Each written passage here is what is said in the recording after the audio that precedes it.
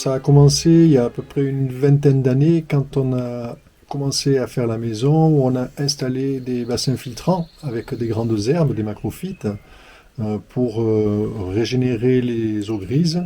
Et j'ai commencé à m'intéresser à l'eau à partir de ce moment-là. Ensuite, je suis tombé sur un document qui m'a tellement interpellé parce que je pensais en connaître un rayon.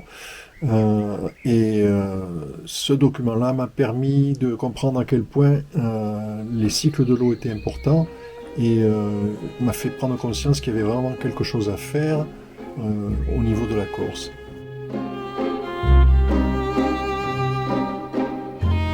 Alors, ce qui est spécifique à la Corse, c'est l'abandon des terrasses, l'abandon des terres cultivées, qui recouvraient la majeure partie du territoire.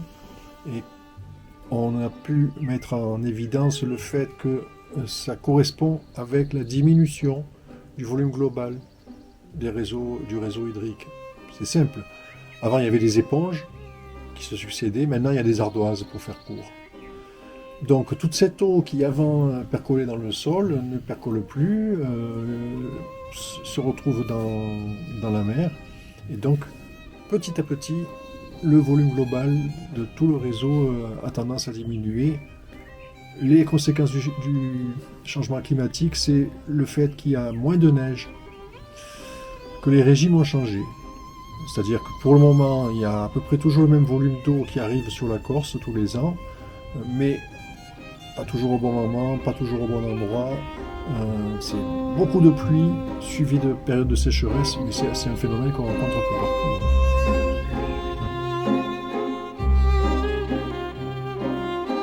Alors, c'est pas compliqué. Tout le monde connaît le cycle de l'eau classique qu'on a vu tous À l'école, à voilà. l'école. Hein. L'eau s'évapore des mers ou des océans. Les vents poussent les nuages vers les continents. Il pleut, ça s'infiltre, ça ruisselle, ça retourne dans les rivières et ça se retrouve à la mer et le circuit est bouclé. Mais ce n'est pas le seul cycle qui existe parce qu'il y en a beaucoup d'autres. Euh, donc l'eau bleue, c'est l'eau qu'on voit, qui coule à la surface du sol. L'eau verte, c'est celle qui est dans le sol, la biomasse, les végétaux, et qui est produite en grande partie par les végétaux. Euh, si on se contente du schéma du cycle de l'eau, tel qu'on le voit dans les manuels scolaires, logiquement, il devrait pleuvoir partout, puisque ça s'évapore, ça va. Mais il se trouve qu'il y a sur une même latitude sur la planète des zones où il pleut et des zones où il ne pleut pas. Ce qui veut dire qu'il s'est passé quelque chose. Les déserts étaient des territoires qui étaient boisés à l'origine, parce que les arbres, avec l'évapotranspiration, contribuent à fabriquer des nuages. Après, la condensation, il pleut. Et c'est ce qui explique que dans des zones très éloignées des océans ou des mers, il peut pleuvoir, mais à ce moment-là, ça vient essentiellement de l'évapotranspiration. Il y a, je crois, entre 60 et 70% de l'eau sur les continents qui ne provient pas directement des océans. Ensuite, il y a encore un tout petit cycle, enfin un tout petit cycle, non, il a quand même son importance, c'est celui qui est dû à la décomposition de la matière organique. Quand on voit un tas de fumier, ça fume, ça produit de l'eau. La décomposition de la matière organique produit de l'eau qui contribue à alimenter les sources. Par exemple, Malte, c'est une île qui a connu des périodes avec des pluies, des cours d'eau, une végétation abondante, et puis les colons sont arrivés, ils ont décidé de faire la canne à sucre, ils ont tout rasé, et maintenant c'est un désert. Oui. Même la Corse, parce que c'est ça quand même qui nous intéresse, a connu des périodes où ce n'était pas le maquis, c'était la forêt. Le maquis succède à la forêt, et le désert succède au maquis. C'est pas une bonne nouvelle parce que on a beau avoir un couvert végétal important, on n'a pas un humus suffisamment colloïde pour retenir suffisamment d'eau. d'une part. D'autre part, on a des endroits où les sols sont très drainants. Par exemple, ici, c'est très drainant. Ensuite, il y a la divagation animale qui a cassé toutes les terrasses et les incendies qui ont martyrisé le sol. Donc on n'a plus la même qualité de sol que ce qu'avaient nos aînés quand ils étaient autonomes au niveau alimentaire. Quand on voit en hiver, après des épisodes orageux, des coulées de boue qui arrivent à la plaine, c'est parce que la terre est plus retenue. Euh, En plus, c'est chargé en argile. L'argile a tendance à être colloïde, donc elle amène avec elle des particules. Donc la même quantité d'eau qui descendrait si elle était claire ferait moins de dégâts que cette eau chargée d'argile et de particules qui casse tout. Ça a des conséquences économiques énormes. L'hydrologie régénérative, c'est quand même une approche globale, hein, qui s'inspire de toute façon de la façon qu'avaient les anciens pour cultiver, puisqu'il s'agit de ralentir, répartir, infiltrer et partager l'eau au niveau des sols. Donc c'est une méthode qui est très simple et qui permet d'obtenir des résultats assez rapidement sur aussi bien une petite surface que tout un territoire, et qui consiste à respecter les lois naturelles des chemins de l'eau. C'est-à-dire que pour ralentir l'eau, on va essayer de se rapprocher de l'horizontale, des courbes de niveau. Associé à ça, dans la technique de l'hydrologie régénérative, pardon, il y a aussi l'arbre, parce que c'est le triptyque arbre, sol et eau, hein, les trois sont indissociables. Disposés judicieusement, eh ben, les arbres ils permettent d'améliorer aussi tout ça. Par exemple, quand on fait une baissière, c'est un fossé. La terre du fossé est mise en aval du trou. C'est planté d'arbres. Non seulement l'eau de ruissellement, mais même dans des endroits où il ne pleut pas beaucoup, ne serait-ce que par la rosée, finit par arriver dans ces fossés qui nourrissent les arbres, et une fois que le processus est enclenché, les arbres eux aussi vont pouvoir aller chercher de l'eau en profondeur. Alors l'objectif de l'association, c'est de multiplier les sites pilotes sur lesquels sont appliquées les mesures préconisées en hydrologie régénérative, de façon à ce que cette mosaïque s'étende de plus en plus jusqu'à ce que ça devienne une évidence. On a créé cette association avec l'intention de venir d'apporter une aide aux particuliers, aux agriculteurs et aux communes pour étudier ensemble quelles solutions on peut adopter pour améliorer la qualité du sol sur des espaces donnés qui sont les sites pilotes. En fait, on propose de faire un inventaire. Après avoir expliqué pourquoi c'est important de faire ça, on propose de faire un inventaire d'un site donné. Donc cet inventaire va constituer à voir quels sont les chemins de l'eau, par où l'eau arrive, par où elle passe, où elle va, voir quels sont les éléments importants du paysage, créer un design à partir de tous les éléments récoltés, et ajouter sur ce design les mesures qu'on propose. À ce jour, il y a 7 à 8 sites pilotes avec ce sont soit des particuliers, soit des agriculteurs, soit des communes qui ont accepté de jouer le jeu et donc qui ont des terrains référencés comme sites pilotes. Le travail qui a pour le moment été fait dans la plupart des cas, c'est le début de l'inventaire. Certains sites pilotes sont mis en place avec le but de créer des jardins pédagogiques. Il y a un des sites pilotes qui est déjà un jardin pédagogique. Un autre site qui se trouve en Balagne, lui va être plus orienté sur une forêt comestible et une oliveraie. avec la, la mise en évidence de l'intérêt de l'énergie hydraulique.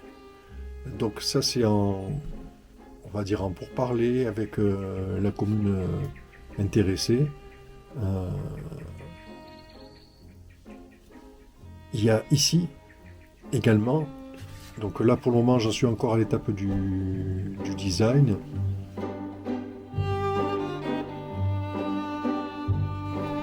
Dans certains cas, une petite journée avec une opérade, hein, où il y a quelques bénévoles d'associations qui ne sont pas forcément la nôtre, hein, qui viennent donner un coup de main avec une houe pour faire des petits biefs, qui sont des tout petits fossés. Euh, et ça peut aller jusqu'à des travaux plus importants qui nécessitent l'intervention d'une pelle, d'une mini-pelle.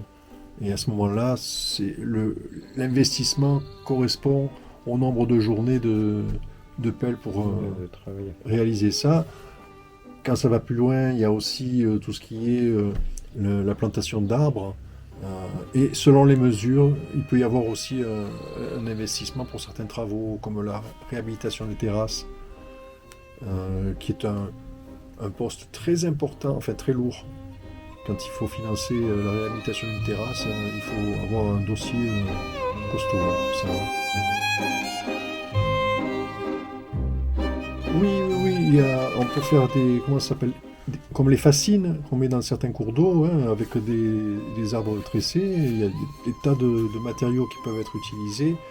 Il y a aussi cette méthode qui consiste à ensemencer une butte avec des graines enrobées qui vont très rapidement consolider les buts. À ce moment-là, on n'a pas besoin de murer. On n'a pas besoin de murer. Mais dans tous les cas, que ce soit pour réhabiliter une terrasse en pierre sèche, comme c'était le cas avant, ou tout autre système, le but, c'est que les aménagements débouchent sur la création d'un emploi agricole, enfin débouche sur l'installation d'un jeune agriculteur, d'une jeune agricultrice, ou se fasse chez les gens qui sont déjà en activité. Parce que nettoyer un terrain, monter un dossier, tout ça, pour vous montrer comment faire une baissière. On peut parler d'agroécologie. L'hydrologie régénérative est une des approches, comme la permaculture, comme la culture syntropique, comme la biodynamie, comme l'agroforesterie. Toutes ces méthodes sont complémentaires. Donc, effectivement, c'est vraiment l'agroécologie qui chapeaute tout ça.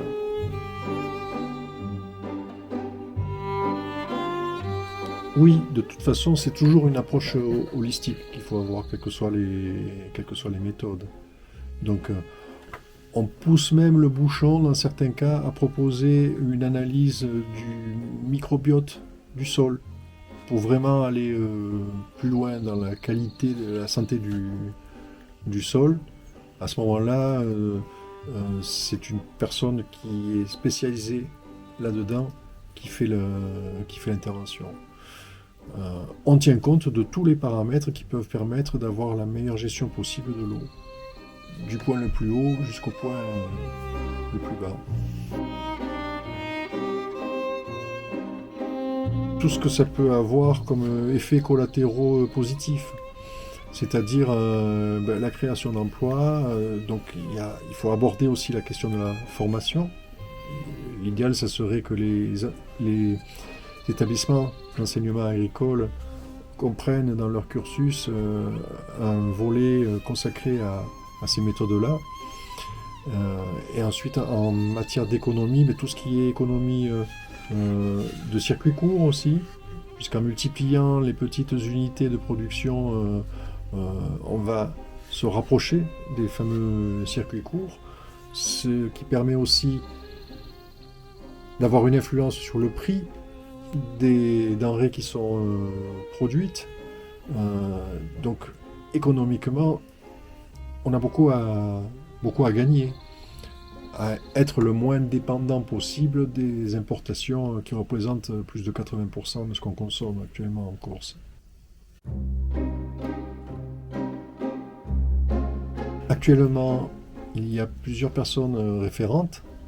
Il y a une personne qui est sur le FUMORB.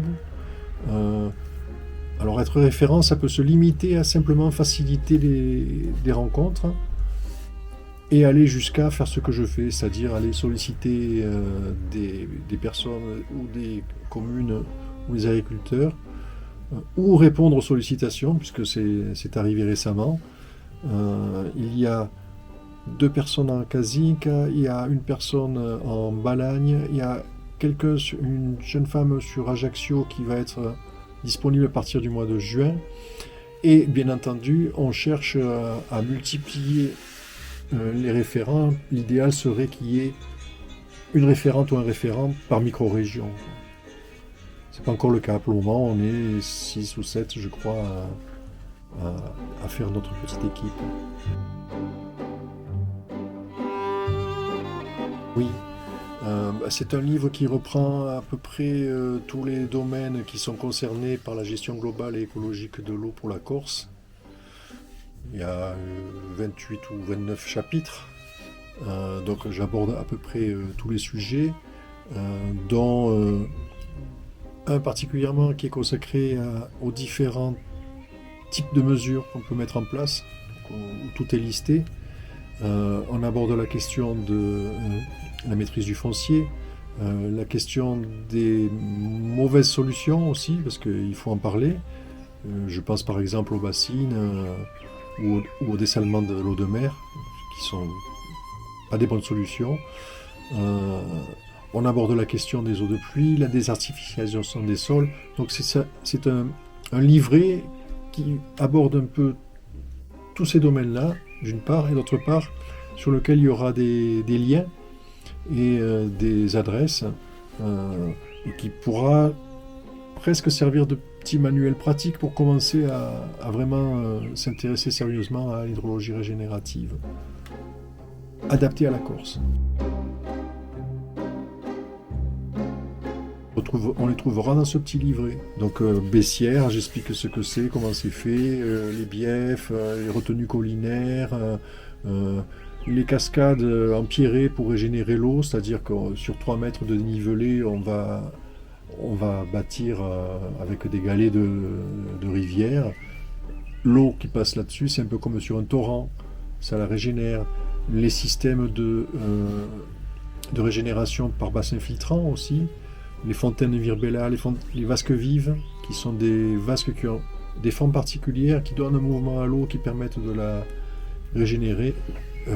Les fascines, les haies fourragères qui sont plantées sur des baissières, donc à peu près tout ça. Il y a aussi, sont pris en compte tout ce qui permet d'acheminer l'eau, de la stocker. Donc ça va des canaux gravitaires qui sont en Corse depuis tout le temps pratiquement, jusqu'aux tuyaux qu'on achète chez Culcair pour emmener l'eau, avec différents types de cuves de stockage.